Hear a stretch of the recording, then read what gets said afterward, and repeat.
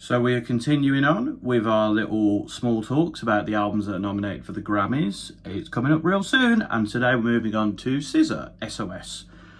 This album is over a year old now. It's a December album, which technically means it's a 2023 album, but some people are like, oh, it came out in 2022. Well, it came out in 2023, so deal with it. This is a very good record. It's quite a long record, which may put some off, but I can promise you it sticks the landing for the most part. There's a few tracks which I'm going to quickly say weren't really necessary. Low, it feels like a Travis Scott ripoff. It's got that sort of very Travis Scotty production. SZA does fine here, but not amazing. And there's a few other tracks on here, like Conceited, which have that sort of very track production. It feels like it doesn't need to be there. Far, which is fine. It's an okay performance, but not amazing. And Sure, now I've come back to it, isn't the best single in the world. It's decent, but it hasn't quite got the catchiness or the grip from the rest of the singles on this album. So those are the 4 or 5 tracks that I'm not particularly a fan of and can be pushed to the wayside. But the rest of this album is very good, and SZA does an amazing job on here. I think vocally she's fantastic, whether she's being emotional, whether she's being quite abrupt or sexualized or sort of saying F you, so to speak. I think the production here is very good as well. I think SZA, for the most part, knows what production she'll sound good on, or her producers and writers know that. I'm sure she does as well. There's probably some chemistry between the two, I imagine, in that respect. But everything comes together here. The sampling, the guests do their job here, the use of like background choir vocals or orchestral elements. It's all done very well. SOS, for example, great start to the record. It feels big, it feels like it's introducing you to the project in a good way. I like the use of sampling. I like SZA's confidence. She's very overtly sexual here, but she's very proud of it. She's just in your face about it. But that's what you want from a SZA record. So if you want that, you are going to get that from the get-go. Kill Bill, what is there to say that hasn't already been said? Fantastic pop R&B crossover, very deserving of being one of the biggest hits of last year. It's a lot of fun, it's catchy, it's a great single. Love Language, I don't think quite got the credit it deserves, but it's very bouncy, and I think SZA does really well on here. I really like this track. Blind, I think, is more of an acoustic track, and SZA really goes well over these acoustic tracks. She sounds great here.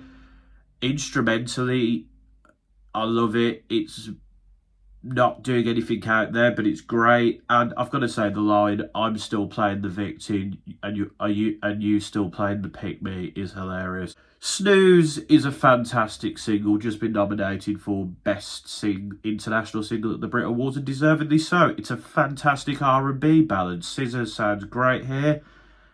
It's just a brilliant track. It's one of my favourites for a reason. Gone Girl, I love this track. I think it does all the simple things extremely well. And I think sometimes with a song, you just need to do something that's just really good. It doesn't have to be out there. It doesn't have to sort of blow your mind. It just has to be really good. And right at the end, it like builds up for the grand finale. And yeah, it's just a very straight to the point track done very well. Ghost in the Machine with Phoebe Bridgers. I really like that track. I think Phoebe Bridgers gives a good performance here. I think when she hits the high note, she does very well. And I've got to say, that line, "You said all my friends are on my payroll, you're not wrong, you're an asshole." It just hits you, and it's like, it just makes you laugh. And SZA's really good here over this very chilled, sort of mellow production as well. F2F is kind of like a pop punk inspired track, and I think SZA does really well, and she really hits it on the chorus, and she gives you what you want from a pop punk inspired track. And hey, maybe SZA and Olivia Rodrigo and Travis Barker could get into the studio. That might sound good based on what I hear from this track. Nobody Gets Me, again, is very acoustic, and the soaring chorus, SZA really just hits you. She gives her best.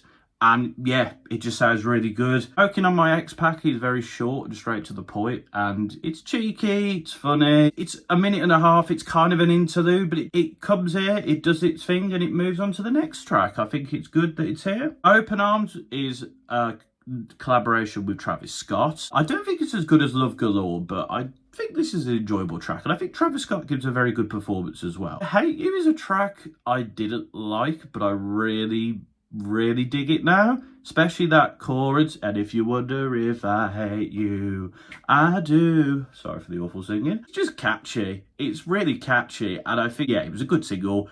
Good Days is still my favourite SZA track. I love this track. I love the nature-esque sounds.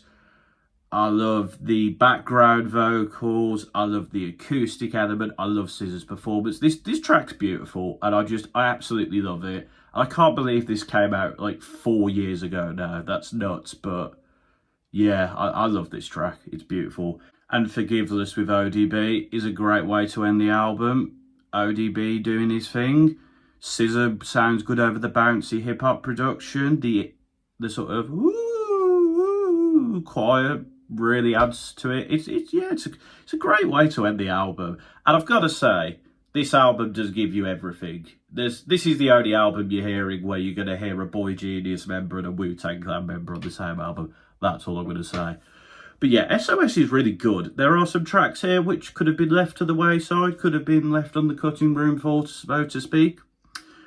But there's some really good stuff on here. Some of the best R&B of the decade so far. I think SZA is a fantastic singer. She really is able to go into lots of different places, lyrically, emotionally, and performance-wise. She flows well over most productions as well, although those more trap-based stuff, they can be pushed to the side. They're not terrible, they're just, I don't need them. But yeah, this is a great record, and I think SZA once again delivers a fantastic album that's got a lot of praise and maybe a lot of, well, I'm sure it's got a lot of awards already, but we'll have to see what the Grammys have to say. But for me, I think this is an 8 out of 10.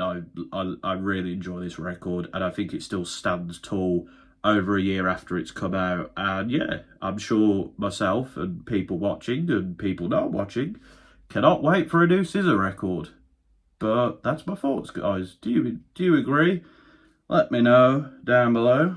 And until next time, this has been another TomTalks.